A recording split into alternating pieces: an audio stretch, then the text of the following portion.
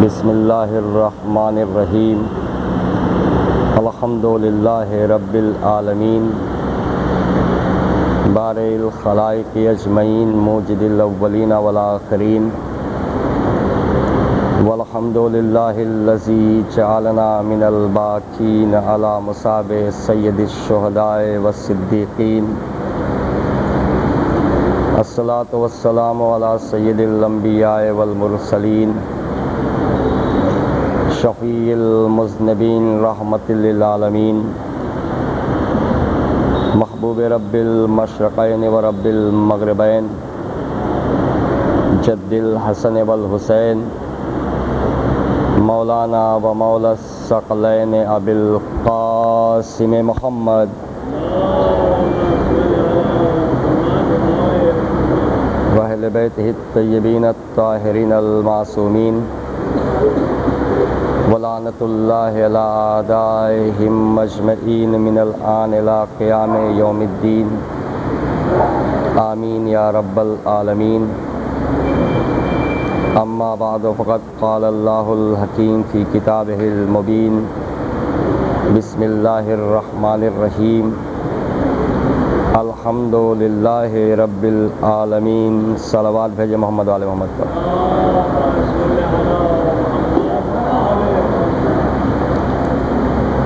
عزیزان محترم، ہماری تاریخی گفتگو جس کی 2 نشستیں ہو چکی ہیں اور آج تیسری نشست ہے، کل کی مجلس میں آپ کی خدمت میں جناب عبدالمطلب علیہ السلام کے متعلق گفتگو تھی اور آپ کے بعد آپ کے فرزند جناب عبداللہ علیہ السلام کے سلسلے میں گفتگو کی جا چکی ہے۔ آج وعدے کے مطابق ہماری گفتگو سرکار دو عالم صلی اللہ علیہ وآلہ وسلم کے ولادت کے حالات سے ہوگی۔ اس سلسلے میں جیسا کہ عرض کرتا آ رہا ہوں کہ دنیا میں بہت سی نشانیاں ایک کے بعد ایک ظاہر ہوتی چلی ہیں، لیکن جیسے جیسے زمانہ قریب آ رہا تھا نشانیاں زیادہ ظاہر ہو رہی تھیں، حیرت انگیز واقعات رونما ہو رہے تھے، اور نہ صرف مکہ یا حجاز بلکہ دنیا میں ہر طرف کچھ نہ کچھ ایسا ظاہر ہو رہا تھا کہ لوگ متوجہ ہو جائیں کہ کوئی خاص بات ہونے والی ہے۔ لہذا کل میں نے عرض کیا تھا کہ پیغمبر اسلام کے لیے چونکہ بچے کے لیے جو مدت حمل ہے وہ 9 مہینے کی ہے، اور میں نے اس کی وضاحت کی تھی کہ معصومین کے لیے یہ ہے کہ ان کی مائیں حمل کی گرانی نہیں اٹھاتی، لیکن یہ ایام پورے کیے جاتے ہیں۔ چنانچہ اسی طریقے سے پیغمبر اسلام کے نور کے منتقل ہو جانے کے بعد جناب آمنہ علیہ السلام کے جو اوقات گزر رہے تھے، کچھ نشانیاں خاص طور سے ایسی تھی جو کہ آپ دیکھ رہی تھی اور آپ کے ساتھ رہنے والی جناب فاطمہ بنت اسد دیکھ رہی تھی، لیکن اس کے علاوہ کچھ نہ کچھ ہر مہینے میں ہوتا رہا ہے جسے دوسرے لوگ بھی دیکھتے رہے ہیں اور اس عظیم امر کی طرف متوجہ ہوتے رہے ہیں۔ چنانچہ اس سلسلے میں جب حمل کا پہلا مہینہ مکمل ہوا تو تمام پہاڑ، درخت، زمین کا چپا چپا ایک دوسرے کو خوشخبری دے رہا ہے، ایک دوسرے کو بشارت دے رہا ہے۔ تمام روئے زمین پر ایسی ایسی حرکتیں ہو رہی ہیں کہ جو فطرت سے الگ نظر آتی ہیں کہ لوگ متوجہ ہو جائیں۔ جب دوسرا مہینہ مکمل ہوا تو دوسرے مہینے کے مکمل ہونے کے قریب دوسری نشانیاں ظاہر ہونے لگیں، اور وہ نشانیاں اس طریقے سے تھیں کہ ادھر دوسرا مہینہ جب مکمل ہونے پہ آیا تو عالم میں چند ایسی باتیں ظاہر ہونے لگیں، اطراف مکہ میں خاص طور سے کچھ باتیں نظر آتی تھیں جس کا مشاہدہ لوگ کر کے حیران ہوتے تھے، اور اکثر و بیشتر لوگ کاہنوں کے پاس جایا کرتے تھے، کاہنوں کے پاس جا کر کے ان سے دریافت کیا کرتے تھے۔ ہر کاہن یہ بتایا کرتا تھا کہ کیا ہونے والا ہے۔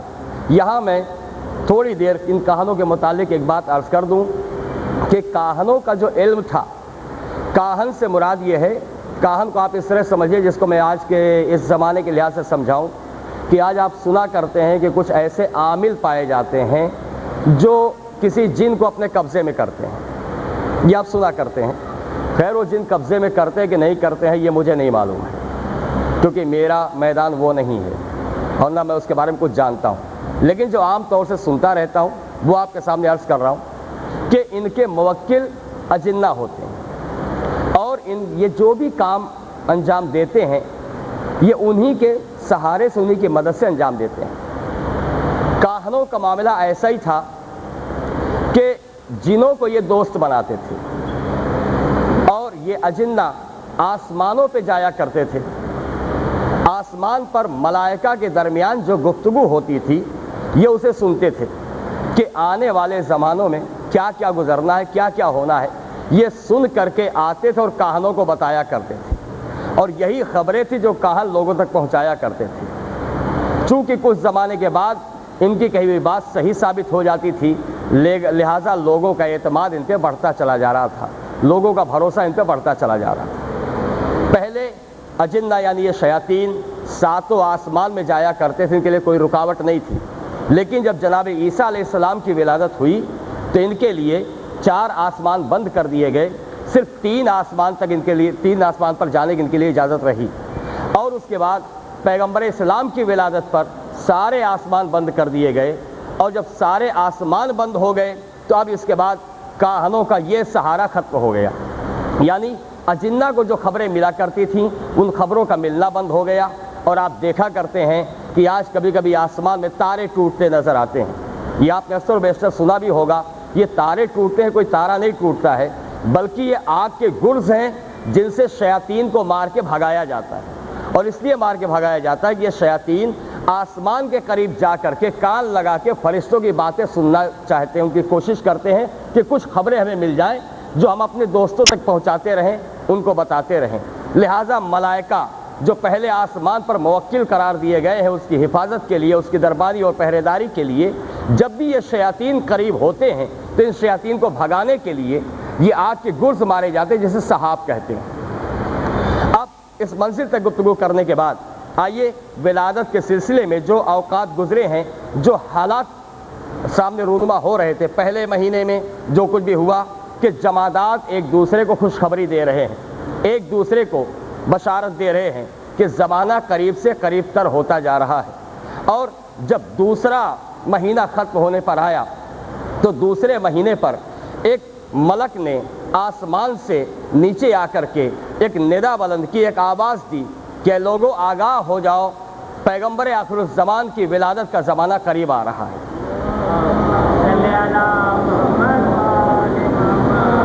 جب تیسرا مہینہ ختم ہوا تو تیسرے مہینے میں ایک واقعہ رونما ہوا۔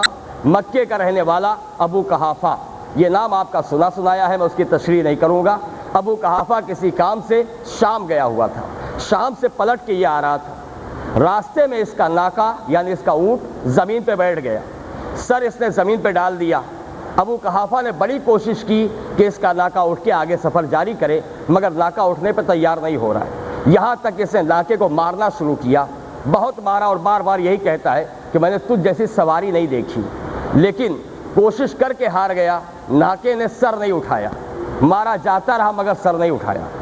آخر ایک ہاتف غیبی سے آواز آئی، غیب سے ایک آواز آتی ہے کہ اے نادان، یہ تو کیا کر رہا ہے، اس جانور کو کیوں مار رہا ہے، کیا تو نہیں دیکھ رہا ہے؟ نگاہ اٹھا اپنے اطراف و جوانب میں، ذرا مشاہدہ کر کہ درختوں کی تمام ڈالیاں جھکی ہوئی ہیں، پہاڑ اپنی بلندی سے سرنگو ہو گئے ہیں، اور یہ سب کے سب اللہ کا سجدہ کر رہے ہیں، شکر کے سجدے میں پڑے ہوئے ہیں، اس لیے کہ پیغمبر آخر الزمان کی ولادت کا زمانہ قریب ہوتا جا رہا ہے۔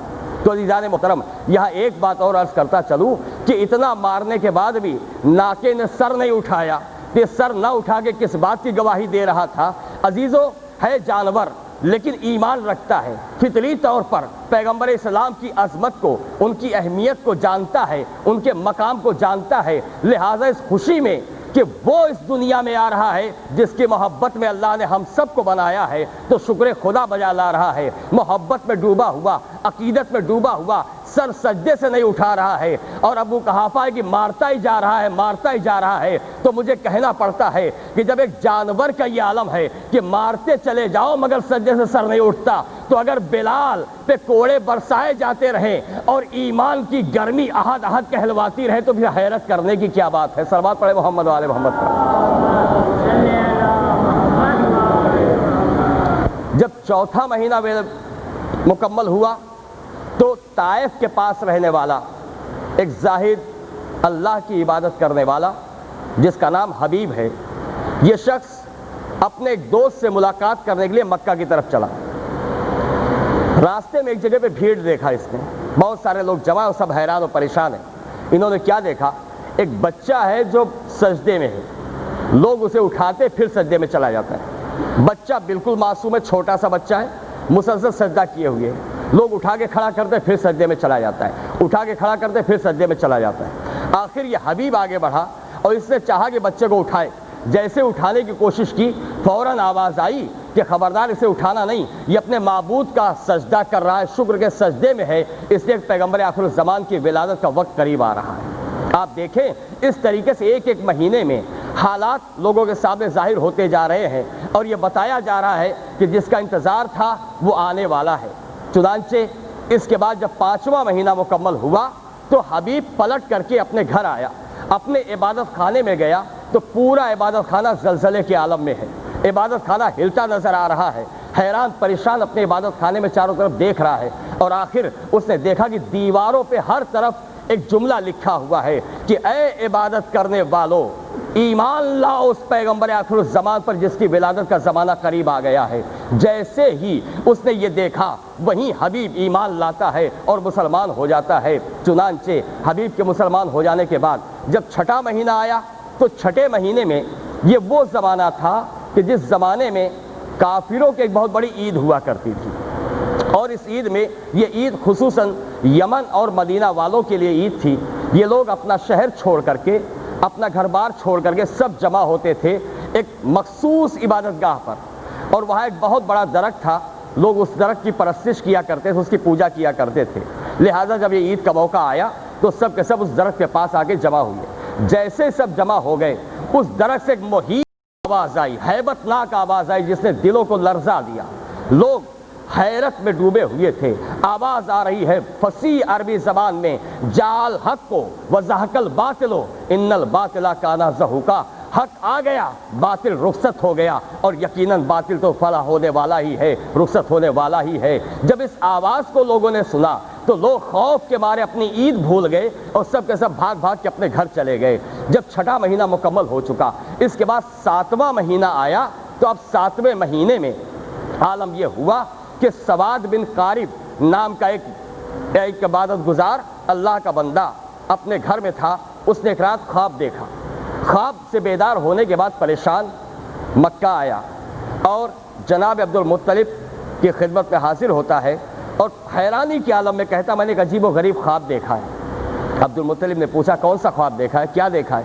تو اس نے اپنا خواب بیان کیا کہ میں نے خواب یہ دیکھا کہ آسمان کے دروازے کھلے ہوئے ہیں، ملائکہ زمین پر آ رہے ہیں اور سب یہ کہہ رہے ہیں کہ چلو زمین کو آراستہ کرو، زمین کو سجاؤ، اس لیے کہ پیغمبر آخر الزمان کی ولادت کا وقت قریب آ رہا ہے۔ جب جناب عبد المطلب نے یہ سنا تو تاکید کی خبردار، اسے کسی پہ ظاہر نہ کرنا، اس کو راز میں رکھنا اور انتظار کرنا، جو تو نے خواب میں دیکھا ہے عنقریب وہ چیز رونما ہونے والی ہے۔ اس کے بعد جب 8واں مہینہ مکمل ہوا، 8ویں مہینہ کے مکمل ہونے پر دریائے اعظم میں ایک بہت بڑی مچھلی جس کا نام تمبوسا ہے، یہ مچھلی اپنے دم کے اوپر کھڑی ہو گئی، اور اس کا دم کے اوپر کھڑا ہونا تھا کہ پوری دریا میں طوفان آ گیا، سیلاب آ گیا۔ عالم یہ تھا کہ چاروں طرف تباہی بربادی پھیلتی چلی جا رہی تھی۔ ایک ملک آگے بڑھ کے آواز دیتا، تو کیوں اس طرح بلند ہو گئی ہے؟ ہر طرف طوفان اور سیلاب ہے، تو ساکن ہو جا اپنی جگہ پہ۔ تو مچھلی آواز دیتی ہے کہ جب مجھے پروردگار عالم نے خلق فرمایا تو خلق کرنے کے بعد مجھے حکم دیا تھا کہ جب میں دنیا میں اپنے حبیب محمد مصطفیٰ کو پیدا کروں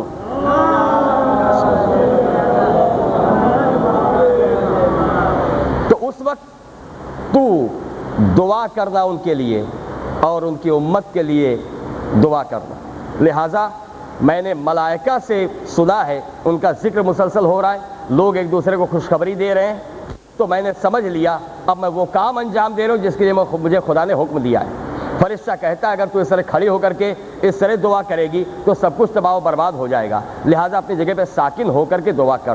تو مچھلی اپنی جگہ پہ ساکن ہو گئی۔ جب نواں مہینہ شروع ہوا، اس نوے مہینے میں ستاروں کی چال اپنے آپ بدل گئی، ستاروں کی رفتار بدل گئی، ستاروں کا چلنے کا انداز بدل گیا، لوگ حیران و پریشان تھے۔ ایسے میں دو کاہن کے نام خاص طور سے آتے ہیں، ایک کاہن ستیح اور دوسرے زرقا ایک عورت ہے جو کاہنہ یمن کی رہنے والی ہے۔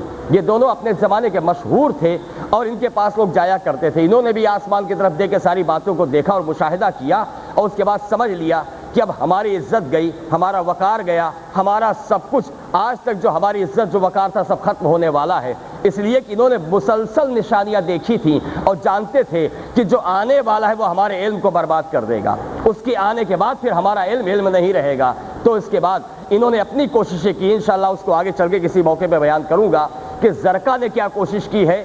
زرقا نے جناب آمنہ کو قتل کرنے کی پوری کوشش کی تھی، اور ستیح مکہ میں آنے کے بعد ساری نشانیاں دیکھنے کے بعد پیغمبر اسلام کی محبت میں ڈوبتا ہے اور لوگوں کو سمجھاتا ہے تمہیں خوشی منانی چاہیے، تمہیں اتنا بڑا شرف مل رہا ہے۔ لیکن اس کے درمیان ایک اور بات رونما ہوئی کہ یہودیوں کا ایک عالم مکہ میں آیا، اور آنے کے بعد اس نے تمام حالات اہل مکہ سے بیان کیے۔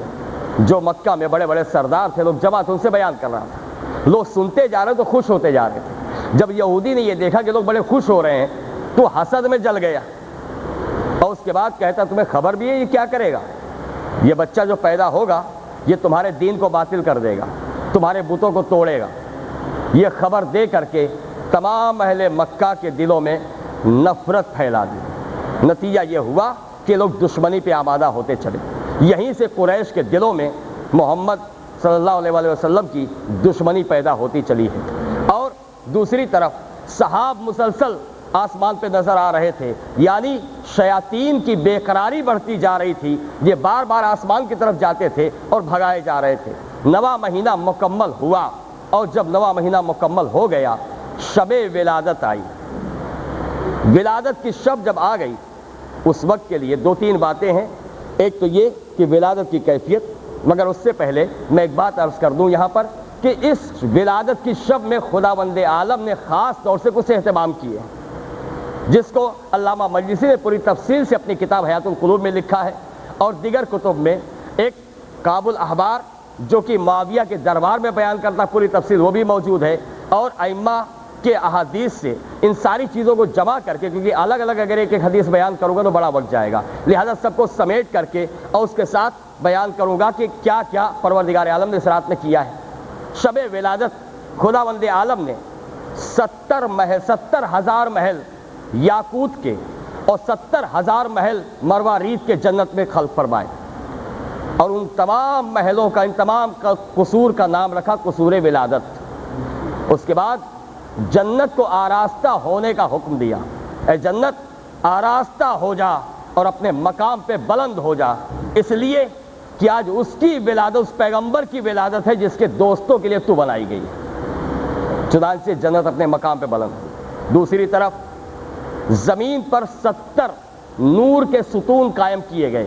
یہ روئے زمین پر یہ جو نور کے ستون قائم کیے گئے ہیں، یعنی آپ یہ سمجھیے اس کا مقصد میں اس طرح بیان کر دوں آج کے زبان میں کہ ہر طرف روشنی ہی روشنی ہو، کہیں اندھیرا نہیں ہونا چاہیے، لہذا روئے زمین پر 70 نور کے ستون قائم کیے گئے. دوسری طرف 10,000 ملائکہ اپنے ہاتھوں میں قندیل لیے ہوئے. یہ قندیل کیا ہے؟ ایک جیسا چراغ جیسا جس کے اندر شمع جل رہی ہو اور اس کے چاروں طرف شیشہ ہو, اس کو قندیل کہتے ہیں. یہ قندیل روشن تھی, جس میں کوئی تیل نہیں تھا, کوئی آگ نہیں جل رہی تھی, بلکہ نور سے روشن. یہ 10,000 ملائکہ اپنے ہاتھوں میں قندیل لیے ہوئے آئے. ہر قندیل پر لا الہ الا اللہ محمد الرسول اللہ لکھا ہوا تھا.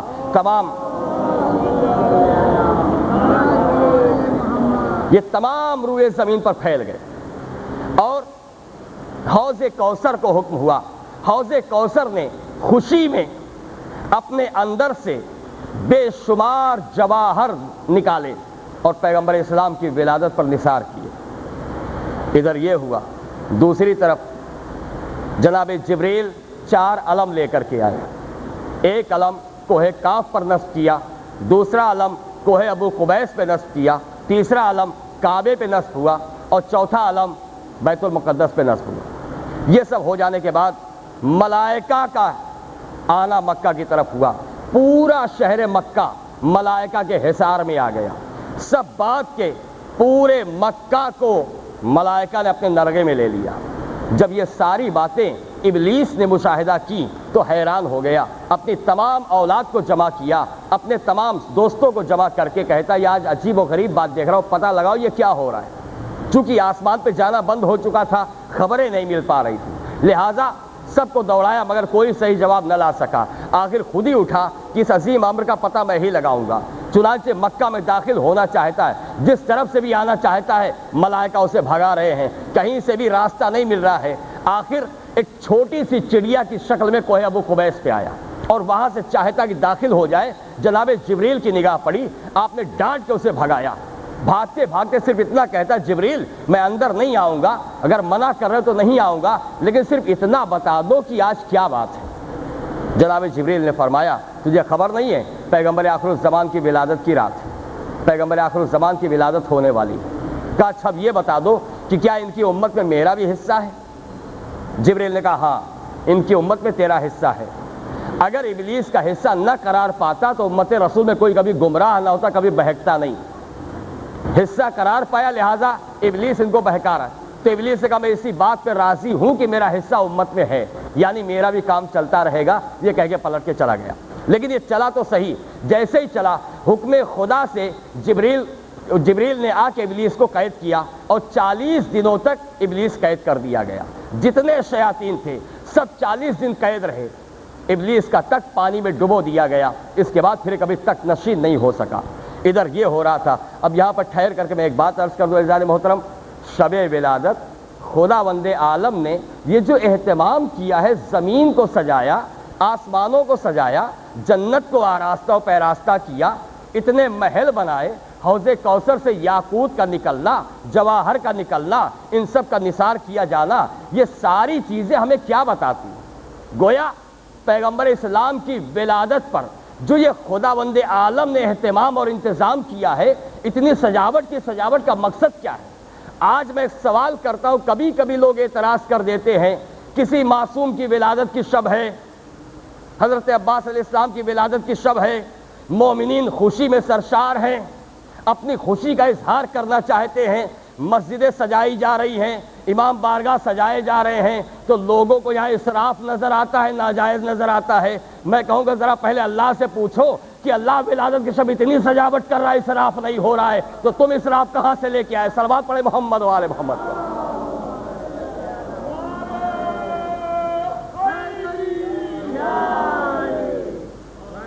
بلکہ یہ فطرت کا تقاضا ہے کہ جن سے ہمیں محبت ہے, جب ان کے یہاں کوئی خوشی ہو تو جہاں تک ہماری حیثیت ہے اس مطابق خوشی منائیں.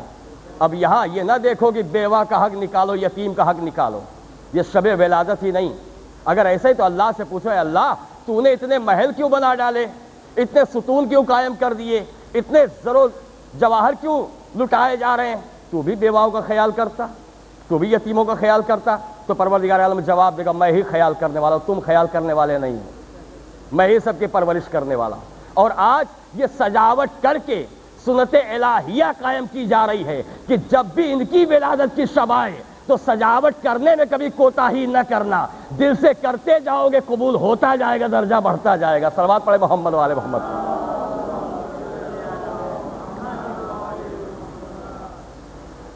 یہ تو 9 مہینے کے مسلسل حالات تھے اور شب ولادت کے۔ دوسری طرف جب ولادت کا وقت قریب آیا، ایسے وقت میں آج کی یہ رات، ولادت کی جو رات آئی، جناب آمنہ کو شوہر کی بہت یاد آ رہی، اتنی یاد آئی کہ بیتاب ہو کے ماں سے کہتی، ماں آج میں اپنے شوہر کو یاد کر کے رونا چاہتی ہوں۔ ماں نے کہا، بیٹی جو منع کرے وہ ظلم کرے گا، ایسے شوہر پہ جتنا بھی رویا جائے کم ہے، جاؤ بیٹی جا کے اپنے شوہر پہ گریہ کرو۔ جناب آمنہ اپنے حجرے میں آئی، جناب عبد المطلب حرم میں سو رہے ہیں، گھر میں نہیں، کعبے کے پاس حرم میں سو رہے ہیں۔ جناب فاطمہ بنت اسد جناب آمنہ کے حجرے کے باہر،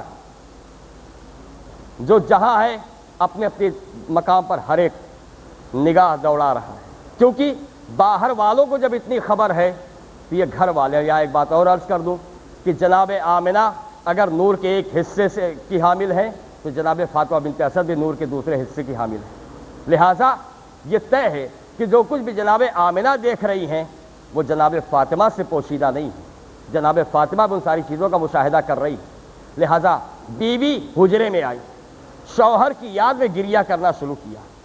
گریہ اتنا شدید ہوا کہ در و دیوار سے سر ٹکرا کے رو رہی تھی۔ ایسے گریہ کے عالم میں آثار ولادت ظاہر ہوئے، وہ مخصوص درد جو ولادت کے وقت ہوتا ہے یہ درد ہونے لگا۔ جناب آمنہ گھبرائیں، آگے بڑھ کے چاہا کہ دروازہ کھول دے مگر دروازہ بند تھا، لاکھ کوشش کی دروازہ نہیں کھلا، آخر کار آ کے اپنے مقام پہ بیٹھ گئے۔ خوف کا عالم تھا کہ ایک مرتبہ دیکھا چھت پھٹ گئی، زمین سے آسمان تک نور ساتے ہیں، اس نور میں 4 حوریں اترتی ہوئی نظر آئیں، جنہوں نے آ کر کے جناب آمنہ کو سلام کیا اور سلام کر کے عرض کرتی ہیں کہ آپ پریشان نہ ہوں، آپ گھبرائے نہیں، ہم خدمت انجام دینے کے لیے آئے۔ انہوں نے باتیں کرنا شروع کی، جناب آمنہ پہ مدہوشی طاری ہوتی چلی۔ جب اپنی مدہوشی سے یہ افاقے میں آتی ہیں تو حیران ہو جاتی ہیں، پہلو میں چاند سج جیسا بچہ، سجدے میں پیشانی ہے، زبان پہ تسبیح الہی ہے، اور اس کے بعد اپنی انگلی آسمان کی طرف اٹھا کے کہتا ہے، لا الہ الا اللہ وانا رسول اللہ۔ صلوات پڑھے محمد والے محمد۔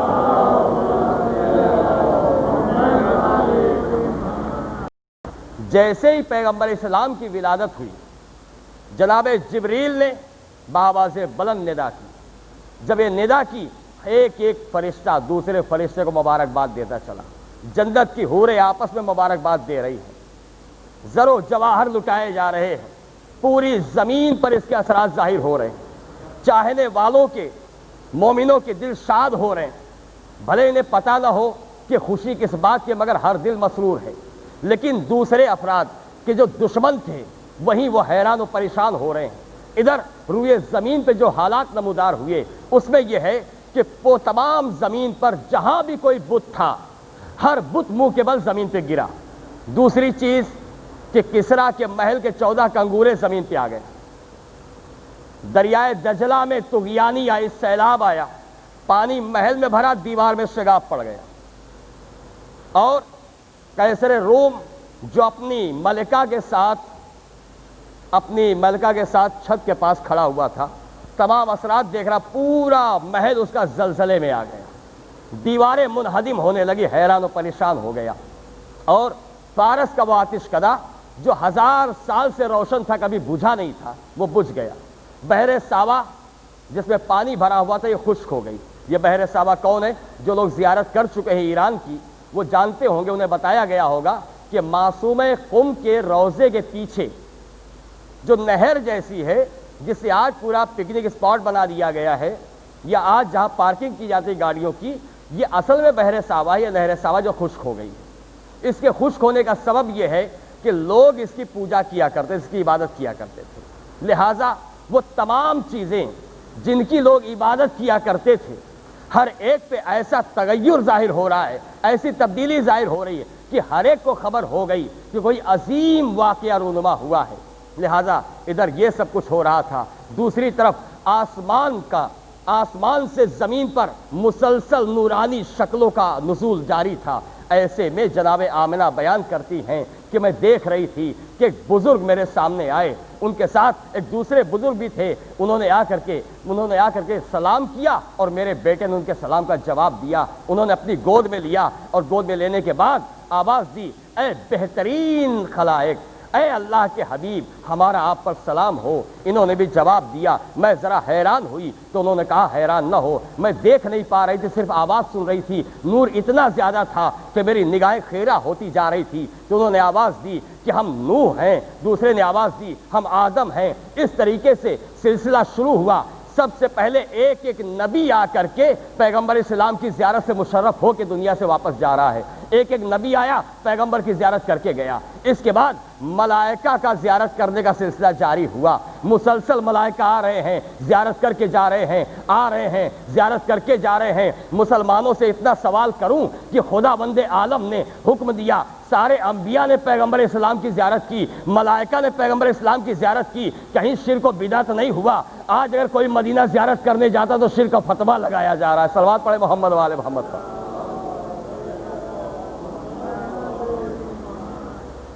ادھر دوسری طرف جناب عبد المطلب جو حرم میں سوئے ہوئے تھے، آپ نے خواب میں دیکھا کہ کعبہ اپنی بنیاد کے ساتھ اکھڑ گیا ہے اور مقام ابراہیم پہ سجدہ کر رہا ہے، سجدہ کرتے ہوئے نعرہ تکبیر بلند کرتا ہے، اور اس کے بعد آواز آتی ہے کہ خدا کا شکر ہے کہ مجھے پاک کرنے والا آ گیا، میرے قریب سے بتوں کا ہٹانے اور توڑنے والا آ گیا۔ جناب عبد المطلب بیدار ہوئے، پریشان حیران اٹھے، تیزی کے ساتھ خانہ جناب آمنہ کی طرف چلے، دروازے پہ آئے، آواز دی، جناب فاطمہ بنت اسد بھی ہیں، جناب آمنہ کی والدہ گرامی جناب برہ بھی موجود ہیں، سب نے جواب دیا۔ جناب عبد المطلب نے پوچھا کیا ہوا ہے؟ جواب ملا مبارک ہو فرزند کی ولادت۔ جناب عبد المطلب بے قراری کے ساتھ آگے بڑھنا چاہتے ہیں اور کہتے لاؤ میرے بیٹے کو میرے حوالے کرو۔ اضطراب اتنا ہے، اتنی مدت سے جس کا انتظار تھا، ظاہر ہے کہ اضطراب تو رہے گا ہی۔ چاہتے کتنی جلدی میرا لال میری گود میں آ جائے، کتنی جلدی میں اس کی زیارت کر دوں جس کے نور کا حامل میں رہ چکا ہوں۔ لہٰذا بےتابی میں آگے بڑھتے ہیں، کہتے میرے بیٹے کو لاؤ، میرے فرزند کو میرے حوالے کرو، لیکن دیر ہو رہی ہے۔ اس دیر ہونے کے سبب جناب عبد المطلب بےتاب ہوتے چلے، جناب آمنہ کے سامنے پہنچے، کہا آمنہ لاؤ میرا فرزند کہاں ہے؟ جناب آمنہ نے کہا اندر ہے۔ کہا لا کے مجھے دو۔ جناب آمنہ نے کہا میں ابھی نہیں دے سکتی۔ جناب عبد المطلب نے تلوار کھینچ لیا، کہا میرے بیٹے کو میرے حوالے کرو ورنہ میں قتل کر ڈالوں۔ جناب آمنہ نے کہا اے سید المکہ، ایسی بات نہیں ہے کہ میں دینا نہیں چاہتی، مگر میں کیا کروں، میں خود بھی بچے تک نہیں جا سکتی۔ کہا سبب کیا ہے؟ کہا سبب یہ ہے کہ مجھے یہ بتایا گیا کہ ملائکہ کی زیارت کا سلسلہ جاری ہے، جب تک وہ سب زیارت نہیں کر لیں گے کوئی انسان ان کی زیارت نہیں کر سکتا۔ جناب عبد المطلب بےتابانہ آگے بڑھنا چاہتے، ایک خوبصورت جوان باہر آتا ہے اور آ کے کہتا ہے کہ آپ بےتاب نہ ہو، آمنہ جو بھی کہہ رہی ہیں صحیح کہہ رہی ہیں، جب تک سارے ملائکہ زیارت نہیں کر لیں گے اس وقت تک کوئی انسان زیارت نہیں کر سکتا۔ یہاں تک کہ مسلسل 3 دنوں تک ملائکہ زیارت کرتے رہے، 3 دنوں تک جناب عبد المطلب بےتابانہ دروازے پر ہی ڈٹے رہے، کہیں ادھر ادھر نہیں جا رہے، بس بےتاب ہیں کیسے میرا لال میری گود میں آئے۔ تیسرا دن ہوا، اس کے بعد نور کے پردے ہٹے اور پیغمبر اسلام اپنی مادر گرامی کی گود میں آئے۔ جناب آمنہ نے لے آ کر کے جناب عبد المطلب کے حوالے کیا۔ اب جو جناب عبد المطلب نے دیکھا تو آنکھوں سے آنسو جاری ہیں، آنسو بہتے جا رہے ہیں، لب مسکراتے جا رہے ہیں اور بار بار ہلتے جا رہے ہیں، تسبیح خدا جاری ہے۔ پروردگار تیرا شکر ہے کہ تو نے آج اس کی زیارت کرا دی جس کی تمنا ساری زندگی رہی ہے۔ پیشانی چومی، سینے سے لگایا اور لے کر کے آہستہ آہستہ وقار کے ساتھ چلتے ہوئے خانہ کعبہ میں آتے ہیں۔ کعبے کے پاس پہنچے تو بآواز بلند حجر اسود نے آگے سے سلام کیا اب پیغمبر اسلام کو، اور پیغمبر اسلام نے حجر اسود کے سلام کا جواب دیا۔ تو یہیں سے ایک سنت قائم ہو گئی کہ حجر اسود حجت خدا کے سلام کا جواب بھی دیتا، ان کو سلام بھی کیا کرتا ہے، اور یہی ہمیشہ آگے چل کے نشانی بھی بنی رہی کہ جب بھی کوئی امامت کے بارے میں جھگڑا کرنے کھڑا ہوا تو امام نے جا کے حجر اسود سے فیصلہ کرا لیا کہ جس کے سلام کا جواب حجر اسود دے گا وہ خدا کا نمائندہ ہوگا، جس کے سلام کا جواب وہ نہ دے وہ خدا کا نمائندہ نہیں ہو سکتا۔ تو میں یہی کہتا ہوں کہ آج نمائندگی کے بارے میں جھگڑا نہ کرو، بحث نہ کرو، بلکہ لے آ کے حجر اسود کے سامنے کھڑا کر دو، فیصلہ ہو جائے گا کون خدا کا نمائندہ ہے، کون لوگوں کا بنایا ہوا ہے۔ صلوات پڑھے محمد والے محمد کو۔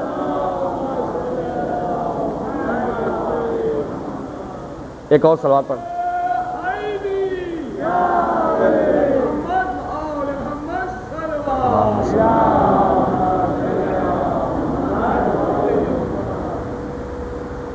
حالات ہر طرف ایسے تھے کہ جو بھی تھا سب حیران پریشان۔ روم نے اپنے یہاں سے آدمیوں کو بھیجا کہ جا کے دیکھو مکہ میں کیا ہوا ہے۔ ہر طرف لوگ خبر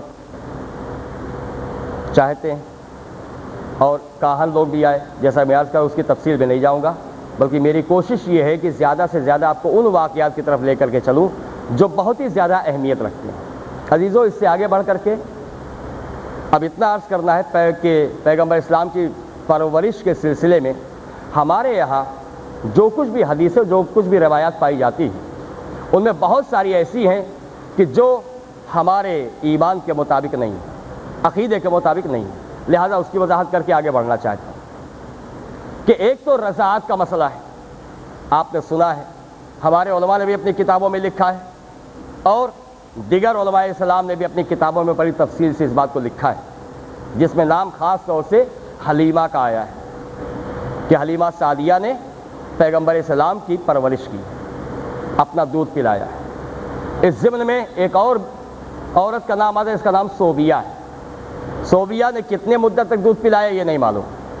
حلیمہ کے بارے میں 6 سال سے 7 سال تک کی روایت پائی جاتی ہے کہ اتنے مدت تک دودھ پلایا، مگر میں اس کی ذرا سا وضاحت کرنا چاہتا ہوں، اور چونکہ ہمارے یہاں اس کے بارے میں ثبوت موجود ہے لہٰذا سوچنا پڑتا ہے، لیکن اس کو عرض کرنے سے پہلے میں یہ عرض کر دوں کہ اگر ہمارے علماء نے اپنی کتابوں میں ان روایات کو لکھا ہے تو اس کا یہ مطلب نہیں ہے کہ ہم اسی کو دلیل بنا لیں کہ ہمارے علماء نے لکھا ہے۔ دیکھیں، کتاب کو پڑھ لینا اور ہے، سمجھنا اور ہے۔ سمجھنے کے لیے پوری تاریخ پہ نگاہ رکھنا ضروری ہے، اور جن جن ہستیوں کے متعلق روایات ہیں ان ہستیوں کی معرفت ضروری ہے کہ وہ کتنے بلند مقام پر ہیں، ان کا مقام، ان کا منصب اور ان کی فضیلت اور عظمت کیا ہے، یہ واقعات ان کے شایان شان ہیں بھی کہ نہیں ہیں، عقل سلیم اسے قبول کرتی ہے کہ نہیں کرتی۔ چنانچہ پوری تاریخ انبیاء میں ایک بھی نبی نہیں ملتا کہ جس کو اس کی ماں کے علاوہ کسی اور نے دودھ پلایا ہو۔ پہلی بات تو یہ ہے، اور نزاکت اس میں اتنی ہے کہ 2 نبی کے سلسلے میں بڑی اہم بات آئی، ایک جناب ابراہیم کے سلسلے میں، دوسرے جناب موسیٰ کے سلسلے میں۔ جناب ابراہیم کے لیے خطرہ بہت زیادہ تھا، نمرود قتل کرنے پہ آمادہ تھا، چنانچہ ولادت کے بعد جناب ابراہیم کی والدہ گرامی نے آپ کو شہر سے باہر ایک پہاڑ کے گفا میں، ایک کیو میں لے جا کے چھپا دیا تھا، ایک درہ سے اس میں چھپا دیا، اور جناب ابراہیم علیہ السلام وہیں رہتے تھے۔ ماں چپکے سے جاتی تھی، دودھ پلا کے چلی آتی۔ روایت میں یہ ہے کہ اگر کبھی ماں نہیں پہنچ سکی دودھ پلانے کے لیے تو خدا نے جناب ابراہیم کے انگوٹھے میں دودھ جاری کر دیا تھا۔ جناب ابراہیم اپنا انگوٹھا چوستے تھے اور سیر ہو جایا کرتے تھے، آپ کو کسی اور چیز کی ضرورت نہیں پڑتی تھی۔ تو ایک طرف تو خدا کا یہ اہتمام ہے کہ دودھ پلائے تو ماں پلائے، اور اگر ماں نہیں پہنچ سکی تو بچے ہی کے انگوٹھے میں دودھ جاری ہو رہا ہے۔ دوسری طرف جناب موسیٰ کے لیے قرآن میں آیت موجود ہے، صریحاً خدا کہہ رہا ہے کہ ہم نے موسیٰ پر تمام دائیوں کا دودھ حرام قرار دے دیا۔ تو جو ایک نبی پر تمام غیر عورتوں کا دودھ حرام قرار دے دے، وہ تمام انبیاء کے سردار کو کسی غیر عورت کا دودھ پلانے کے لیے کیوں مجبور کرے گا؟ ذرا سے اس کے دلائل سنتے چلیے۔ یہ تو انبیاء میں ملا، کسی نبی کے لیے نہیں ملتا کہ اس کی ماں کے علاوہ کسی اور نے دودھ پلایا۔ دوسری چیز، واقعات جو لکھے گئے ہیں اس میں یہ لکھا گیا ہے کہ چونکہ جناب آمنہ بیمار ہو گئی، بیمار ہونے کا سبب یہ لکھا گیا کہ شوہر کی وفات کے سبب اتنی غمگین اتنی رنجور رہا کرتی تھی کہ کھانے پینے کا خیال نہیں رہتا تھا، لہٰذا کمزوری بڑھتی چلی اور آپ بیمار ہو گئے۔ نتیجہ یہ ہوا کہ دودھ نہیں تھا، لہٰذا مجبوراً دوسری عورت کا انتظام کیا گیا۔ تو عزیزان محترم، یہاں ایک جملہ کہتا چلوں، ہجرت کے باب میں ایک واقعہ ہے اور معتبر واقعہ ہے، سارے علماء نے اس واقعے کو لکھا ہے کہ پیغمبر اسلام مدینہ کے قریب پہنچے تو جنگل کے قریب ہی ایک جھوپڑی تھی جس میں ایک عورت ام معبد رہتی تھی۔ وہاں پہنچے پیغمبر اسلام، بھوک لگی ہوئی، کچھ کھانے کے لیے طلب کیا، اس نے کہا میرے پاس کچھ نہیں، بس ایک بکری ہے۔ تو پیغمبر اسلام نے کہا کہ اگر تو اجازت دے تو میں اسے دودھ نکال کے پی لوں۔ ام معبد نے کہا کہ یہ بکری جب سے آج تک اس نے ایک قطرہ دودھ نہیں دیا، یہ اتنی کمزور ہے کہ اس نے آج تک کبھی دودھ ہی نہیں دیا۔ پیغمبر اسلام نے کہا کہ اجازت ہے کہ میں اسے حاصل کروں؟ ام معبد نے کہا بے شک، اگر آپ حاصل کر سکے تو حاصل کر لیں۔ پیغمبر اسلام آگے بڑھے، بکری کی پشت پہ ہاتھ رکھا، دودھ جاری ہو گیا۔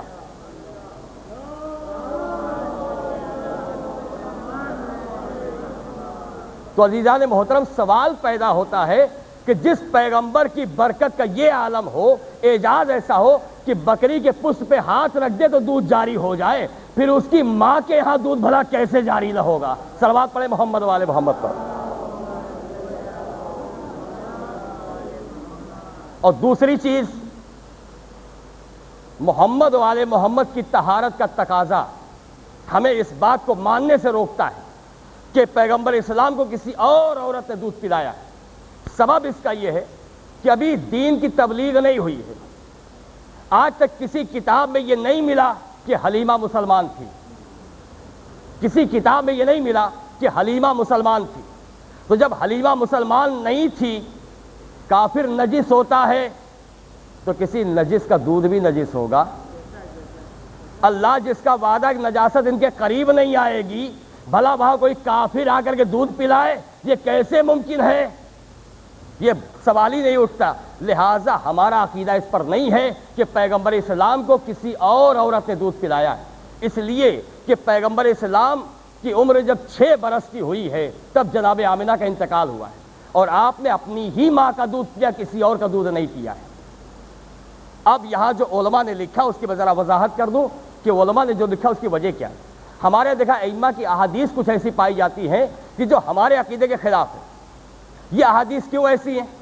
اس لیے کہ ائمہ کا جو دور گزرا، انشاءاللہ اگر اس مقام تک میں پہنچا تو پوری طرح سے تفصیلات عرض کروں گا کہ ہمارے ائمہ کا جو معاملہ کتنا نازک معاملہ۔ آپ کے دربار میں ہمیشہ جاسوس بیٹھے رہتے تھے، اور خلیفہ ہمیشہ یہ کوشش کرتا تھا قتل کا کوئی بہانہ نکل جائے، قتل کا کوئی بہانہ نکل آئے، ہمیشہ اس کی کوشش رہتی تھی، لہذا ہمیشہ جاسوس بٹھائے جاتے تھے۔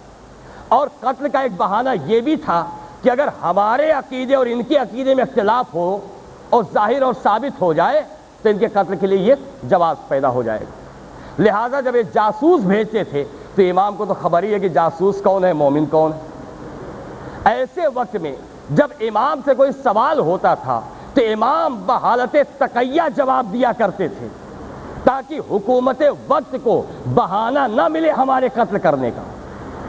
اور جس کے ضمن میں مشہور واقعہ علی بن یقطین کا ہے، جو ہارون رشید کے دربار میں ہارون رشید کے وزیر ہیں، جن کے سلسلے میں آپ سنا کرتے واقعہ مجلسوں میں کہ وضو کے مسئلے پہ بحث تھی، وضو کا معاملہ تھا، اور لوگوں نے ہارون رشید کا کان بھرا کہ یہ شیعہ ہے، یہ امام کے چاہنے والے، ہارون رشید ماننے پہ تیار نہیں۔ لوگوں نے کہا کہ یہ وضو ان کے طریقے سے کرتے ہیں۔ چنانچہ علی بن یقطین نے امام کی خدمت میں سوال کیا کہ وضو کا صحیح طریقہ کیا ہے۔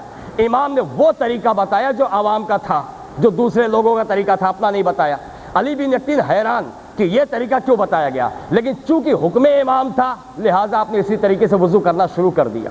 اس کا سبب یہ ہے کہ ایک دن ہارون رشید چھپ کر کے دیکھ رہا ہے کہ علی بن یقطین کا وضو کیسا ہے، اور جب دیکھا کہ وضو ہمارے جیسا ہے تو باہر آ کے گلے لگا کے کہتا ہے کہ لوگ مجھے بدظن کرنا چاہتے ہیں، لوگ تم سے حسد رکھتے، تمہیں قتل کروانا چاہتے ہیں، مگر آج مجھے یقین ہو گیا کہ تم ہمارے میں سے ہو، غیروں میں سے نہیں ہو۔ جب علی بن یقطین پر یہ بات واضح ہو گئی، انہیں پتہ چل گیا کہ امام نے ایسا کیوں کہا تھا، تو عزیزان محترم اس طریقے سے جو امام نے وضو کا دوسرا طریقہ بتایا اسے ہم حجت نہیں قرار دے سکتے. یہ وقت کا تقاضا ہے, کسی کو بچانا ہے, لہٰذا امام نے ایسا حکم دیا ہے. تو اس طریقے سے اگر کچھ احادیث پائی جائے تو ہمیں فوراً اسے مان نہیں لینا چاہیے. اسی لیے پیغمبر اسلام نے فرمایا ہے کہ قرآن کے سامنے لے آؤ, جو حدیث مطابقت رکھے اسے قبول کر لینا, جس میں مخالفت پائی جائے اسے کنارے ڈال دینا.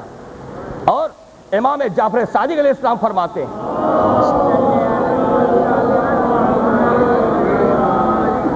کہ اگر تمہارے سمجھ ہماری کوئی حدیث نہ آئے تو اسے انکار نہ کرنا, اسے کنارے رکھ دینا. کبھی وقت آئے گا تو تمہاری سمجھ میں آ جائے گا. اس کے بھی واقعات ہیں, انشاءاللہ کبھی عرض کر دوں گا, لیکن آج تاریخ کے موضوع سے ہٹنا نہیں چاہتا. بس اتنا عرض کر دوں, علماء نے جو لکھا اس کا سبب کیا ہے. آپ دیکھیں علامہ مجلسی کے سلسلے میں انہوں نے کتنی کتابیں لکھی, اور ان کے لکھنے کا عالم, یا اگر ان کی حیات کے اوقات جوڑے جائیں اور جتنا انہوں نے لکھا ہے تو اس میں یہ ملتا ہے کہ 1000 صفحہ ایک دن میں. کون ایسا لکھنے والا ہوگا؟ اور اگر اس میں عبادت, کھانا پینا, سونا, بچپن وغیرہ سب نکال دیا جائے تو 2000 صفحات ایک دن میں آتے ہیں. جو اس طریقے سے لکھ رہا ہو اس کے لیے کہاں یہ موقع تھا کہ وہ بیٹھ کے یہ دیکھے کہ صحیح کیا ہے, غلط کیا ہے. وجہ اس کی کیا ہے کہ زمانہ اتنا پرآشوب, اگر پتہ چل جائے کہ کتاب لکھی جا رہی ان کی عقیدے کے مطابق تو وہی ایک گھر نہیں پوری بستی جلا دی جاتی تھی. حالات اتنے کہ قتل کر دیے جاتے تھے. اور آپ دیکھیے ہندوستان میں ہی ایک واقعہ گزرا ہے, شہید ثالث کے قتل کا سبب کیا تھا؟ کتاب ہی تھی حقائق الحق کا لکھنا, ان کے قتل کا سبب بن گیا تھا. جو لوگوں کو پتہ چل گیا کہ یہ کتاب لکھی گئی. تو آپ غور کریں کہ علماء کا وہ دور ایسا تھا. میں اس کے بارے میں ایک مثال عرض کر دوں تاکہ بات واضح ہو جائے. فرض کیجیے آپ بازار میں گئے, آپ نے دال خریدی, دال خرید کے لے کے آ رہے ہیں, راستے میں آپ کی تھیلی پھٹ گئی, دال زمین پہ گر گئی, اس میں پتھر کنکر جو بھی تھے زمین پہ سب شامل ہو گئے, مل گئے. تو آپ کے لیے عقل مندی کا تقاضا کیا ہے؟ کیا آپ وہاں بیٹھ کے دال اور کنکر چون کے الگ کریں گے, یا سب سمیٹ کے گھر لائیں گے, اطمینان سے الگ کریں گے؟ تو ہر ایک کا جواب یہ ہوگا کہ وہاں بیٹھ کے الگ نہیں کریں گے بلکہ گھر لائیں گے اور اطمینان سے الگ کریں گے. تو علماء نے یہی کیا ہے. انہیں اتنا موقع نہیں تھا کہ بیٹھ کے کنکر اور جواہر چھانٹیں, بلکہ انہوں نے جمع کر دیا. یہ ان کا کمال ہے. جب پرسکون ماحول ہوگا تو چھانٹ لیا جائے گا کہ اصل کیا ہے, نقل کیا ہے. صلوات پڑھیں محمد والے محمد.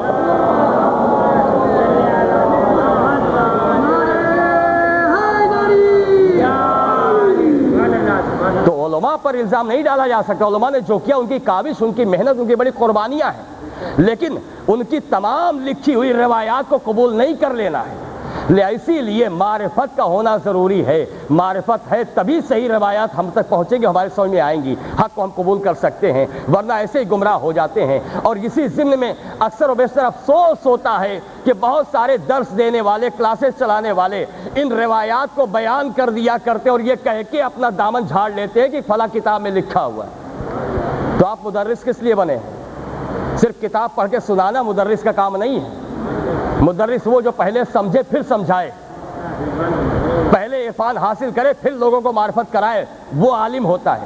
عالم وہ نہیں ہے بلکہ وہ تو صرف قاصد ہوگا, کہیں سے پایا کہیں پہنچا دیا. عزیزان محترم, ان ساری چیزوں پہ غور کیا جائے. چلیے ذرا سا آگے گفتگو, صلوات پڑھیں محمد والے محمد پر.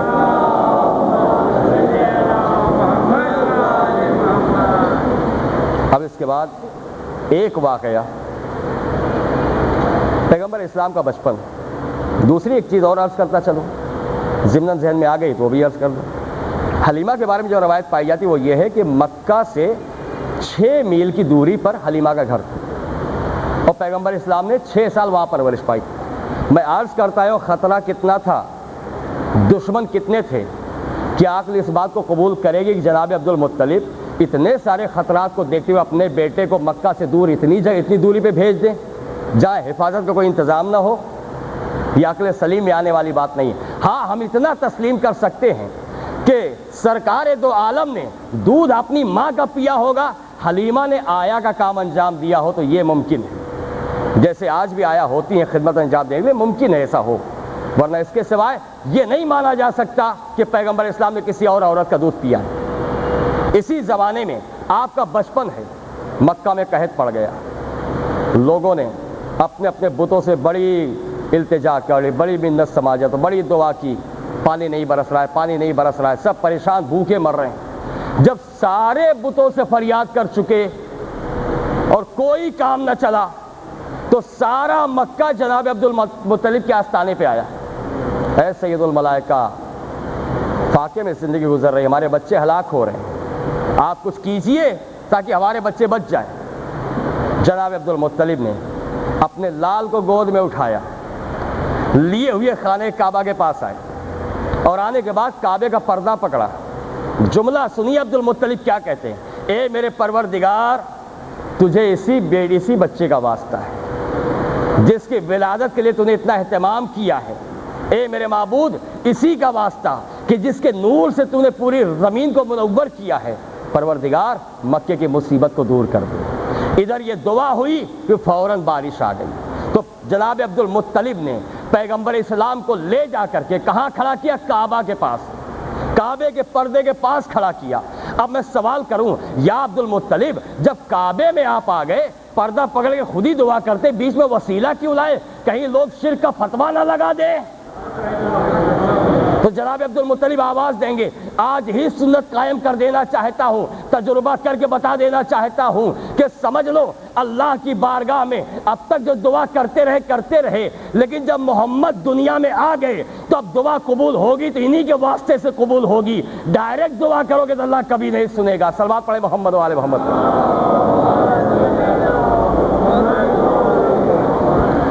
بس جان محترم، آپ کی زحمت تمام کر رہا ہوں. مجھ سے 1 گھنٹے کے لیے آج کہا گیا ہے، لہٰذا 1 ہی گھنٹے کی زحمت ہے اور وقت تمام ہو چکا ہے. مصائب کی طرف بڑھتے ہوئے بس آپ کی خدمت میں اسی واقعے کے ضمن سے چند باتیں عرض کرنا چاہتا ہوں. جناب عبد المطلب نے، اور اس کے بعد ایک واقعہ اور قحط کا پایا جاتا ہے جو جناب ابو طالب سے منسوب ہے کہ جب وہ قحط پڑا تو جناب ابو طالب علیہ السلام پیغمبر اسلام کو لیے ہوئے کوہ ابو قبیس پہ آئے اور اس مقام پر آ کر اللہ کی بارگاہ میں دعا کی پیغمبر اسلام کے وسیلے سے. تو باپ نے بھی پیغمبر اسلام کا وسیلہ دیا، بیٹے نے بھی پیغمبر اسلام کا وسیلہ دیا. اب اگر ہم ابو طالب کے بارے میں کوئی روایت نہ رکھیں، انہی کی روایت مان لیں جو یہ کہتے کہ ابن عباس کی یہ روایت ہے کہ جب ابو طالب کا وقت آخر آیا، پیغمبر اسلام آپ کے پاس بیٹھے، چچا کلمہ پڑھ لو، کلمہ پڑھ لو، کلمہ پڑھ لو، اور پیغمبر اسلام کو آپ نے جواب دیا ہے کہ میں اپنے آباء و اجداد کے مذہب پر ہوں. تب اس کے بعد کوئی شک کی گنجائش تو نہیں رہ جاتی کہ ابو طالب کا مذہب کیا ہے. کیوں کہ باپ نے بھی اللہ کی بارگاہ میں محمد کا وسیلہ دیا ہے، بیٹے نے بھی اللہ کی بارگاہ میں محمد کا وسیلہ دیا ہے. اب اگر آپ کی نگاہوں پہ پردہ پڑا ہوا ہے تو اس کے لیے ہم کیا کریں؟ یہ زبان سے کلمہ نہیں پڑھتے، عمل سے کلمہ پڑھ کے ثابت کرتے ہیں کہ لا الہ الا اللہ بھی ہے، محمد الرسول اللہ بھی ہے. صلوات پڑھے محمد و آل محمد.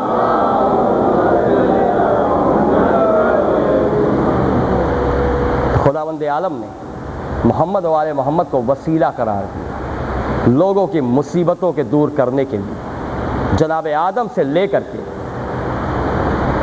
صبح قیامت تک ہر ایک کے لیے وسیلہ محمد و آل محمد. انہی کے سبب امن و امان ہے.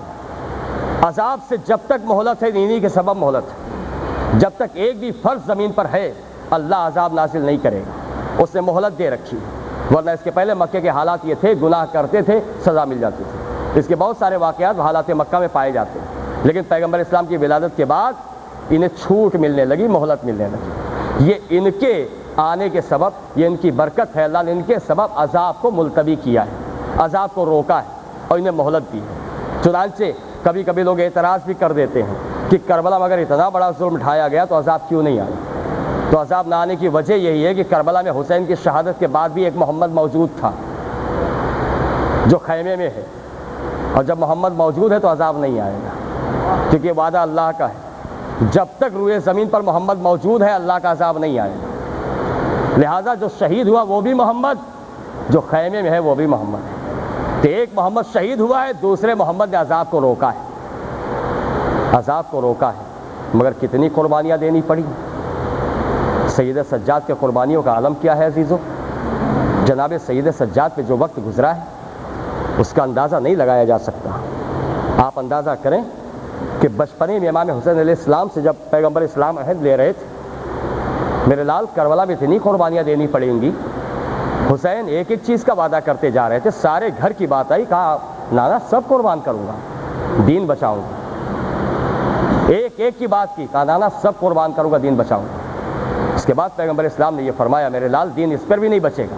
کہا نانا اور کیا چاہیے؟ سارا گھر قربان کروں گا، اپنا سر دوں گا۔ کہا میرے لال زینب کی چادر بھی چاہیے۔ جب رسول نے یہ کہا حسین کا سر جھک گیا۔ اب حسین جواب نہیں دے رہے، اتنا صابر امام خاموش ہو گیا، کوئی جواب نہیں دے رہا۔ پردے کے پیچھے کھڑی ہوئی بہن انتظار کر رہی کہ میرا بھائی کوئی جواب تو دے۔ جب دیر ہوئی کوئی جواب نہیں، رسول کہہ رہے حسین وعدہ کرو، زینب کی چادر کی بھی ضرورت ہے میرے لال، ام کلثوم کی بے پردگی کی بھی ضرورت ہے۔ حسین کا سر جھکا، جواب نہیں ہے۔ آخر پردے کے پیچھے سے زینب نے کہا بھیا خاموش کیوں ہو گئے؟ اے بھائی میری طرف سے وعدہ کر لو، تم کربلا میں سر دے دینا، میں چادر دے دوں گی، ہم مل کر کے اسلام بچا لیں گے۔ عزیزو اس واقعے کو آپ نے سن لیا تو آپ سوچیں کہ صرف وعدہ کرنے کی بات تھی، حسین کی نگاہوں کے سامنے زینب کی چادر کا اترنا نہیں تھا، مگر حسین خاموش تھے۔ اس امام کو کیا کہوں کہ جس کے سامنے شہزادیوں کے سروں سے چادریں اتاری گئی، جس کے سامنے بیویوں کو نیزے چبوئے گئے، تازیانے مارے گئے، نامحرموں کے مجمع میں لے جایا جا رہا ہے۔ چنانچہ سید سجاد پہ کیسا عظیم وقت تھا کربلا کے میدان میں کہ آپ غش کے عالم میں تھے، خیموں میں آگ لگی ہوئی تھی۔ جناب زینب نے جب پشت پہ اپنے بھتیجے کو اٹھایا، جلتے ہوئے خیام سے لے کے باہر آئی، لا کے زمین کربلا پر بٹھایا۔ اب جو میرے امام نے آنکھیں کھول کے دیکھا، ایک طرف نگاہ کی تو کیا دیکھا؟ سارے گھر والوں کے لاشیں پڑے ہوئے ہیں، علی اکبر کا لاشا ہے، قاسم کا لاشا ہے، اول محمد کے لاشیں ہیں، تمام لاشوں کو دیکھا۔ جب طرف کے دوسری طرف دیکھا تو تمام بیویاں موجود ہیں، مگر کس حالت میں ہیں؟ سب کے سر پر رہنا ہے، کسی کے سر پہ بھی چادر نہیں ہے، رخسار تماچوں سے نیلے ہو چکے ہیں، سکینہ کے کان زخمی ہیں۔ یہ بیمار امام یہ سب دیکھ کے شکر کے سجدے میں سر رکھتا ہے، آواز دیتا ہے انا للہ و انا الیہ راجعون، رضا بقضائہ وتسلیما لامرہ۔